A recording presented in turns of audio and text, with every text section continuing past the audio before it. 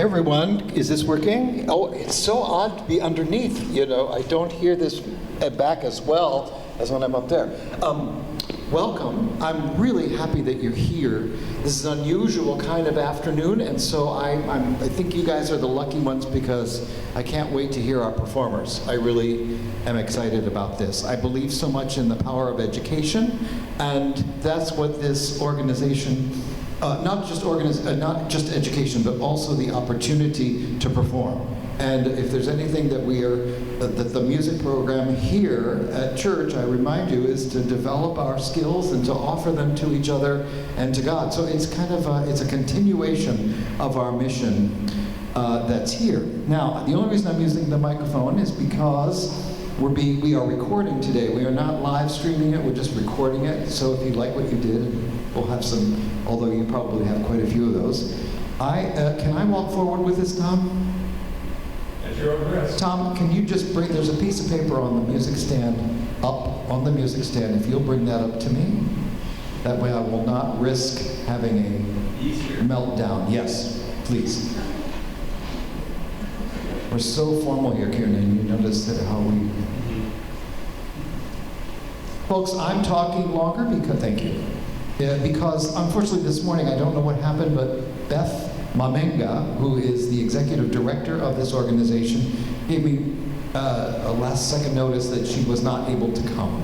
So I assured her that I would be able to vamp vocally, and but to sincerely welcome you. She sent a few sentences along, and so I just want to read them to you so you get her introduction.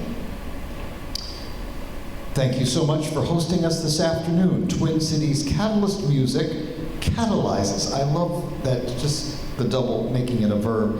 The creative and professional potential of young people in the music industry.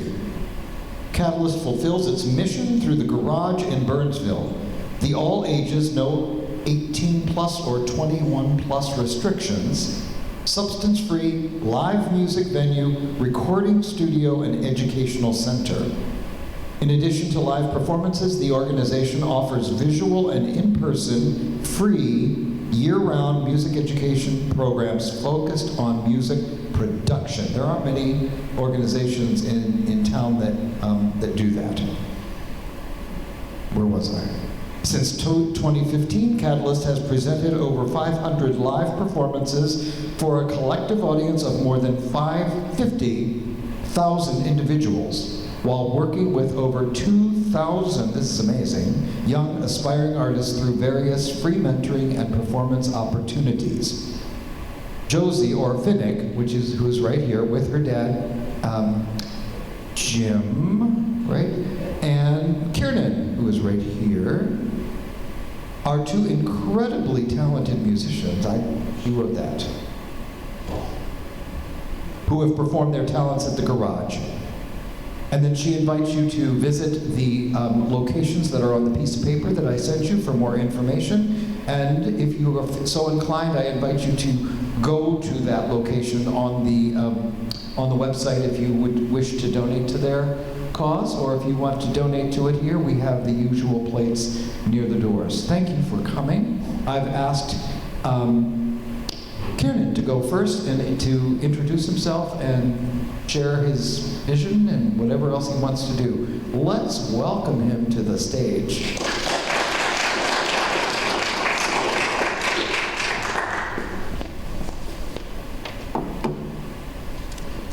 Perfect. All right. They could hear me before, but can you hear me? Are we good? Perfect. So my name's Kiernan Tollefson. I am from Hastings, so it was a little bit of a drive, but it's always worth it if I get to play live. So yeah, I've been playing guitar for about 8 or 9 years now. I always forget. I don't sing, so if you want to hear a cat screech, you'll have to hear that later. Won't be here. Yeah, just play acoustic guitar, write all my own stuff. I've released a lot recently. But yeah, a little bit about Catalyst. Remember, I think I just cold emailed Catalyst out of nowhere maybe last year, and since then they've been really great about just giving me different opportunities to play. I think I played 4 or 5 different shows, and there's been a couple things that Beth has been working on setting up, or even a couple things that fell through. But there's been a lot of really good opportunities that have come my way kind of through them. So just Beth asked me to play, and I was like, I'd be honored to play, just to kind of be able to tell a little bit about them and play for you guys. So it's a little bit about me, a little bit about Catalyst, and yeah, now I'll just play you some songs.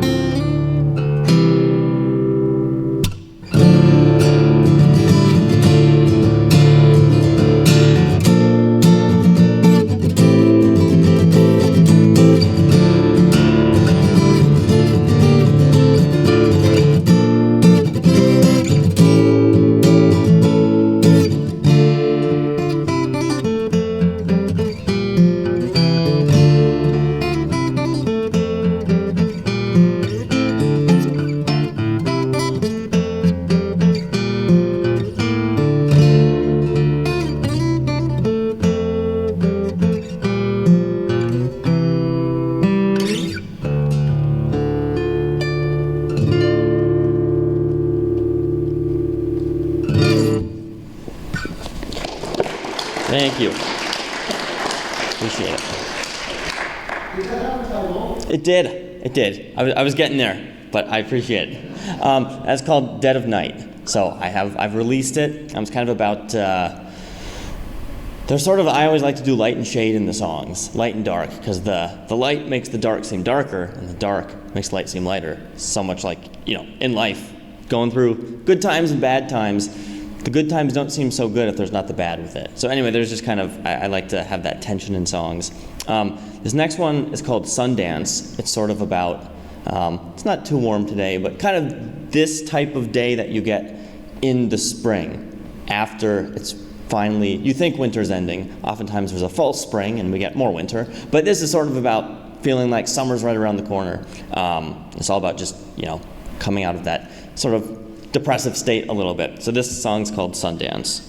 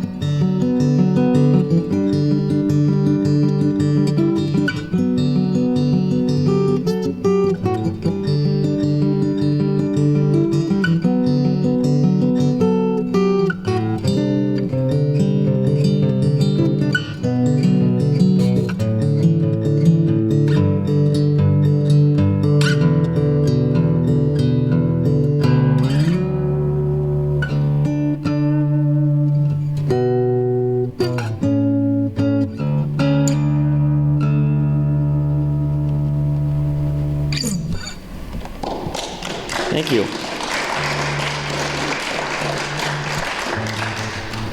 To tune up quick, I think we have time for one or two more for me. What do you think? Yes. Two? Two, okay.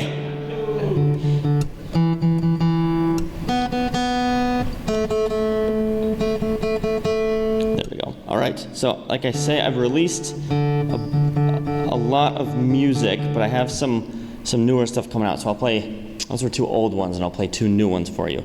So this next song is called I've Been Bleeding, and it's about, I have Crohn's, and I've had it for 10 years, and that's actually how I started playing guitar. And so numerous surgeries, you know, I won't bore you. But that's kind of, this song is about staying strong through struggles you're going through, and how even if you're bleeding, you still have a lot to give.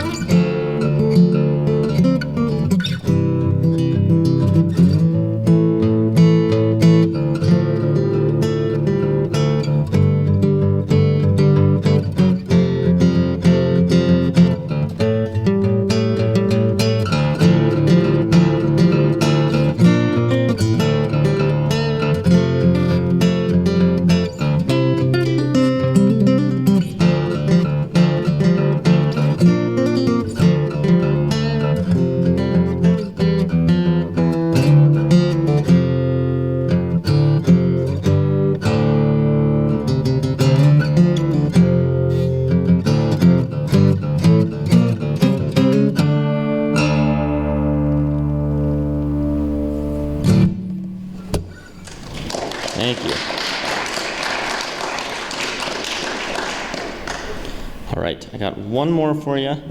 This one's a little bit of a longer song, but goes by fast. This song is called, it's actually the fourth song I've written for my wife, and the first song I wrote when she was actually my wife. All the rest were leading up to us getting married. This song is called Finally, and it's about, finally getting to the point that you wanted to in your life with someone of, not that we never fight, but we've gotten through a lot of, difficult stuff to the point where we're like, I feel like we can get married. Like it feels like we're at that spot finally. So hence why the song is called Finally. She'd be here today. Also, we're doing good. I just don't wear a ring because I have small hands and it restricts my playing. So we are married, but I just don't wear my ring all the time.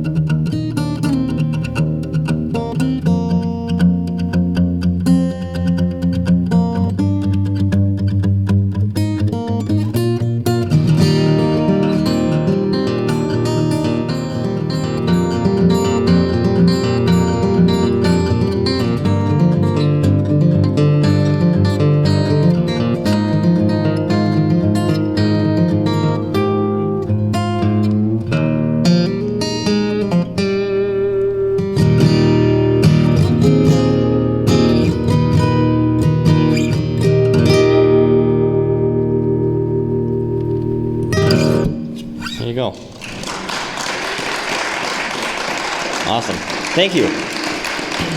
Well, that's all I got, but up next is Finick. She sings and writes her own songs and plays guitar. Probably does more instruments that I don't know about. So she's great, and she's up next, and she can kind of introduce herself. So thank you, everyone.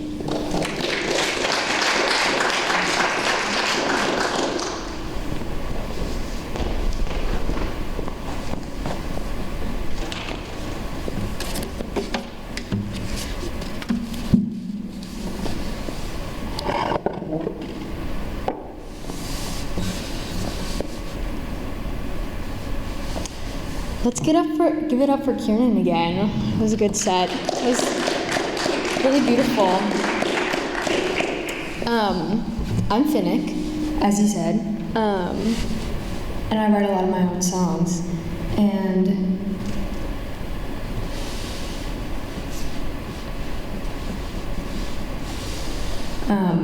clearly, mic stands are not my specialty, but I've played at the Garage for a long time, the Catalyst venue, and they've provided me with a lot of great opportunities, such as this one. I love performing for people. I love playing my music, and just like sharing music with strangers can be such a beautiful thing. It's why I love it, and I love sharing the songs that I write. I love being a storyteller. That's one of the main things I love doing when I write songs. A lot of the stories I write aren't necessarily based on my real life. I just like to make things up. Sometimes they are, but the first one I'm going to play is not. It's called Summer of '83. And it's about a drought that a town is going through. And this young man finds this hidden away stage where there's a beautiful woman singing to him. And he decides to stay in the town even though everything's drying out and everyone else is leaving.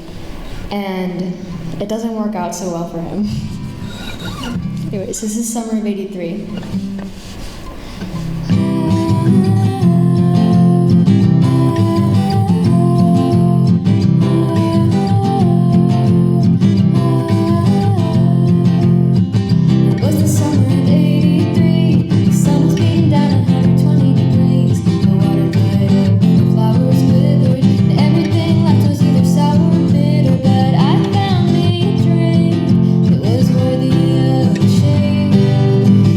Hidden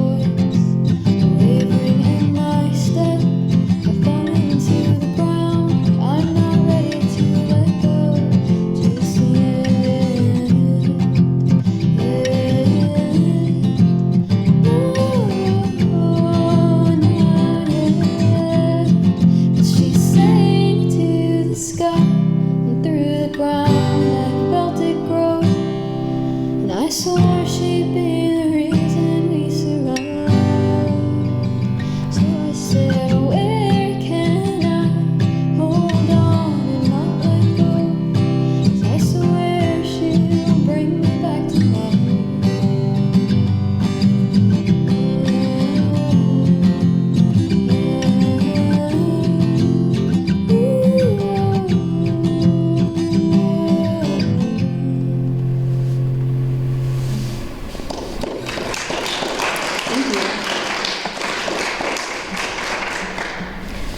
Next song I'm going to play is one that I released a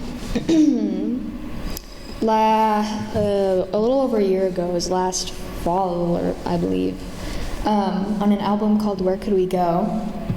It's called Stones in My Souls. And the song I wrote, it's one of the first ones that I started writing when I started writing during the pandemic, mostly out of boredom. I had nothing else to do. And that's really what got me started. And this song, Stones in My Souls, is sort of about having like faith that I'm gonna keep making music, and that I really like am going to be able to like do things in the world, and sort of fighting off those doubts that you're not going to be able to do what you initially set out to do. So here it is.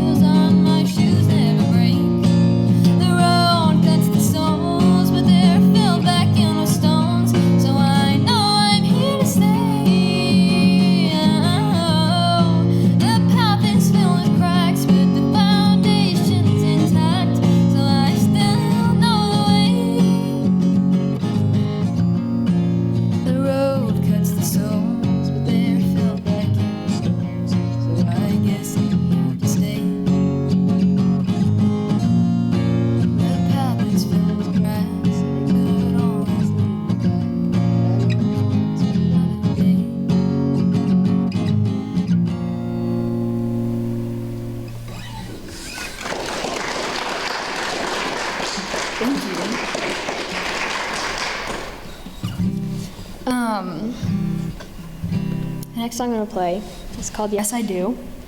And it's being released December 6th. It's a single off of the upcoming album that I've been working on, which has a bunch of new music that is a lot more recent than the pandemic.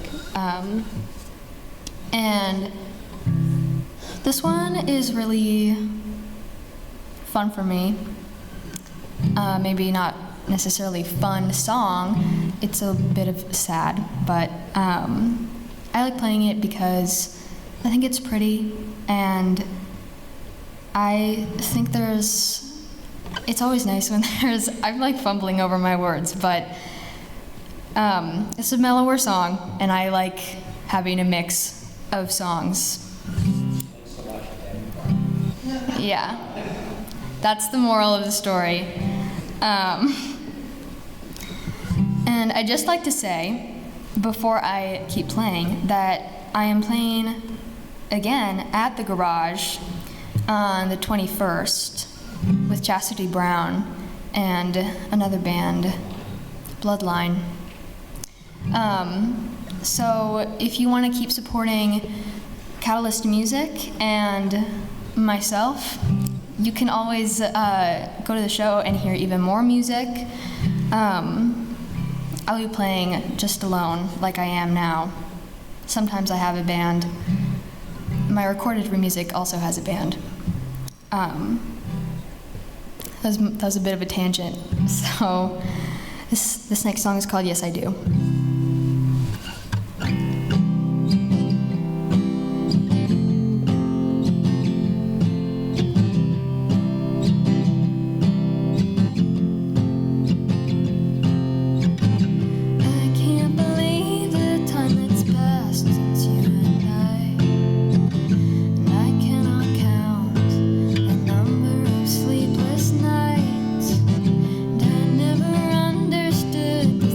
That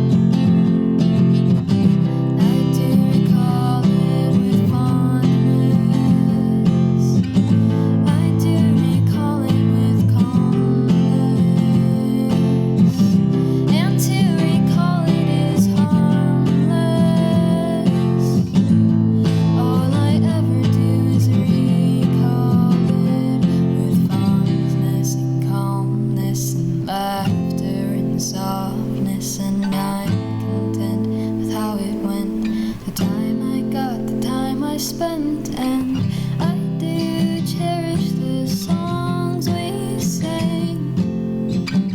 They're better sung in the past. No, I don't regret what we had. It's for the best, it didn't last.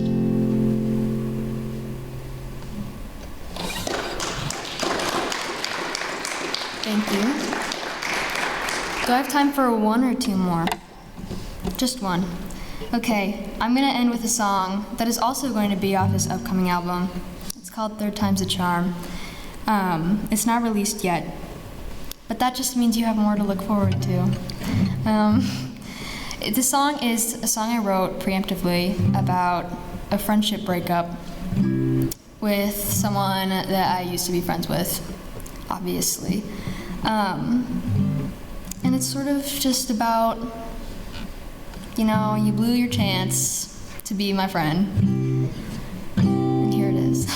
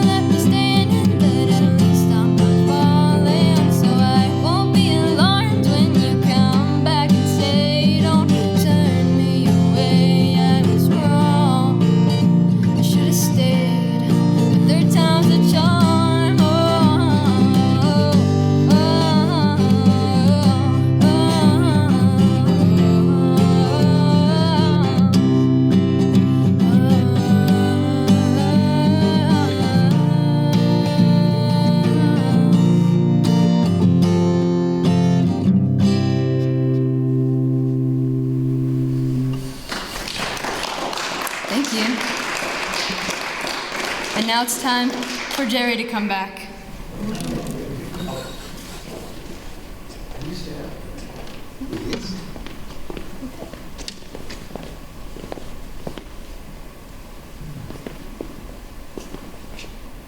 we don't usually take an opportunity to give you a chance to ask them anything. So you can.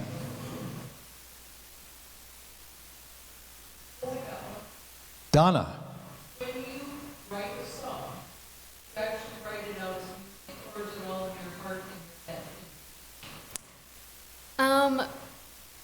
Please. I usually just rely on memory. Sometimes I'll record a little voice note so I can remember certain melodies, but Closer. I usually don't write anything down. A bit of a risky game. Sometimes I record some stuff that I have if I am not really gonna like sit down and finish something. That way I can remember it for later. But usually it all lives up here. Yeah, same with me. You very rarely. I don't think I've ever written anything down that I've done. It's all just I record it or have it in my head, which is kind of scary because it's like if I ever lose that stuff, I don't have it anywhere. But what you see in movies of someone sitting down ready to write a song, pen and paper, like I don't do that. I don't know many people who do. So it doesn't mean it can't be done, but that's kind of a false stereotype that I've seen. So yeah, it's all in my head mainly. As a music teacher, I have to ask both of you, did you both take any kind of lessons? Yeah, when I started taking piano lessons when I was much younger, and I did that for many years, so that's kind of where I got most of my music theory. And I'm currently taking guitar lessons, which I started like in the pandemic, which is when I started writing songs. So I am still learning the instrument that I play. We all are, yes. Yeah, I think I, like most people, and like Finick, started with piano, but then didn't stick with it. And I didn't learn any theory from it. It was, again, all kind of memorization by ear. But then I never took a guitar lesson either. I just didn't want anything to ruin it for me, wanted to learn it myself and learn it how I wanted. So never a lesson from guitar. I especially like your use of harmonics. You certainly learned how to do that one. Any other questions? Yeah, Ron. What have you learned from the catalyst? What skills did you work on and things like that?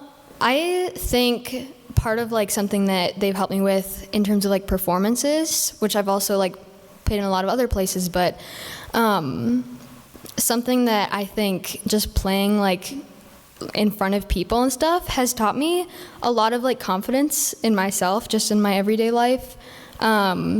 Still getting used to the actual stage presence thing, but I feel like performing music live has definitely been something like that the garage has like enabled me to do, and then that's sort of like carried into my own life a lot of like just being able to be myself more, I think, is something that's definitely brought to me.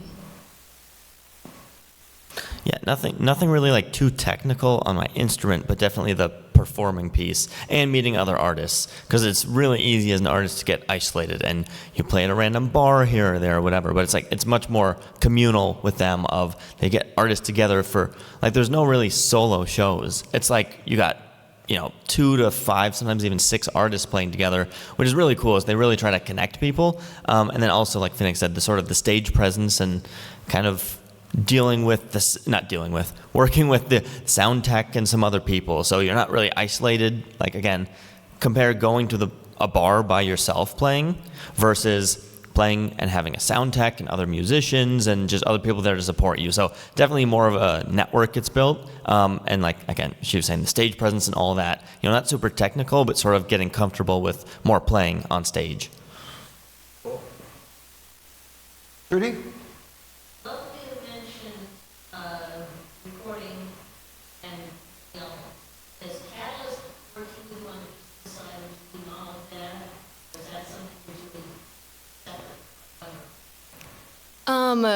Me personally, I've mostly been doing it separately from Catalyst, just because I live really close to a recording studio. It's actually closer to me than Catalyst Music Studio, but so like in terms of recording and stuff, that's mostly been like a separate thing, but they do definitely help promote music and promote artists and their shows, which has definitely been is still a huge part of playing and releasing music, because you can record songs all you want, but you also need to make sure people know about them and know how to listen to them. So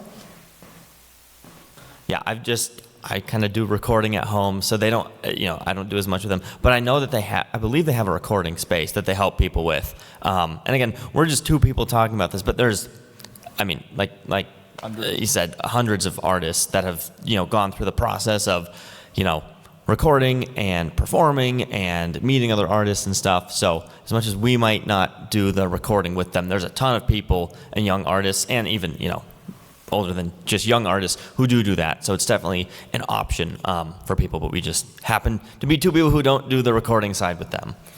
The website is very informative if you want to go to it, and what you have in your hand or the big one in the back will show that to you. Yeah, Eric. Oh, go ahead, Jim. What they do is Kiernan was saying, with young folks, especially high school and younger, even give them the opportunity to go in full-time recording and the production side of things. And they have Josie on Tuesday. They have young. I don't know if it's only young performers, but they have open mic as well. People go and practice putting stuff out. They've been great. Cool. Eric. So what, I'm an old guy, obviously, so what does release mean in this program today? You said album, is it actually album? So a release is publishing your stuff, basically. So mostly on streaming platforms, so Spotify, Apple Music, Amazon, YouTube, pretty much anything you can think of. So that's mostly what that means, is it's available to stream online and you don't need to hear it in person or anything. They do have CDs as well.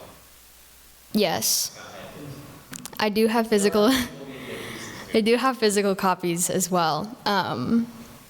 Which is that's sort of what that means. Yeah. Yeah. Yeah. The big thing with the streaming of doing it digitally is the cost is very minimal versus the physical product. You need to actually find people. With streaming, you can pay a distributor, which is basically the step before, because before you had to be signed to a record label, and now we're both independent. I assume you're not so we're both completely independent. So we're able to do stuff on our own timeline, have full creative control. The problem with that is you can't, there's no one who's really promoting you. But the good thing is with streaming platforms, they're worldwide. I have listeners in Turkey and Chile and all over the world. Not a ton of them in different countries, but there's a bunch of them. So when you hear people talk about releasing an album, generally that means it's, like she said, sort of published on Spotify. But then from there you can have the physical CDs or even vinyl. The problem is there's a lot of upfront for that, and then you have to hopefully make that back later. So, sometimes you'll do CDs, I have some CDs, and I generally just give them away for free at shows. But when you hear people talk about streaming, it's all these different kind of worldwide platforms that anyone in the world can listen to, which is really helpful for us because it's not just, a show we play, you have 30 people there, they might listen. It's if you do a good job of, promoting yourself on social media or wherever, people around the world could listen to you potentially. So we're not there yet, but we're getting there to where we'll have, thousands of more people listening to us. The hard part about online things like that is the actual promotion that you don't get. You have to assume that there will be people who know how to get to you, will even know that they're looking for you. And I work for a publishing company, and so therefore, having a hard piece of paper to give somebody is equally saleable for a certain age group that is not going online looking, but it's certainly prevalent. Sue? Just curious if you have any artists we might recognize. Yeah, maybe. Some of my biggest inspiration is probably Brandi Carlile and Florence and the Machine. They're some of my favorites. I just, I love their music, and I love hearing women with powerful voices. So those are probably my two big ones. I also listen to some more current stuff. I'm sure everyone here knows Taylor Swift to some extent. But obviously that's not necessarily like the type of music I write, but yeah, those are probably my big ones. Yeah, it doesn't quite come through with my acoustic stuff, but I really like early metal, like Led Zeppelin and Black Sabbath and some of that older stuff. I've wanted to do electric for a long time, but it's not as good solo, and I'm like, it's a lot of work to put together a band, so that's where I'm sort of like taking those kind of heavier influences and trying to distill them down acoustically, which is a little tough. But even stuff like Simon and Garfunkel and some older kind of acoustic stuff is, you know, I just like kind of that 1965 to 1980 kind of rock and, you know, acoustic range. I think you have some people in the audience who like that stuff too. Let's thank the two of them for coming again, please, with applause. We'll invite Luke up to just bless us as we go, and a thank you to our hospitality folks who have provided some sugar. So you're welcome to hang out, please. All I'll say is, most of you were at my sermon today talking about the image of God and how we are all created in that, and how babies give us that clear image. Well, it's not just limited to babies. Artists give us this chance to see how we are created by a creator. You got to hear original music. Where does that come from? For us, we believe it's a reflection of why we're all here. And so for that, truly, thank you. You help us bear witness to the God we worship. And for those of us who are able, please contribute, because at this church, it values not just that expression of God's presence among us, but nurturing it through education. So, blessings on this food, blessings on this time, and blessings on our travel home. Amen. Thank you. Thank you, everybody. Hang out if you can for just a minute. Yeah.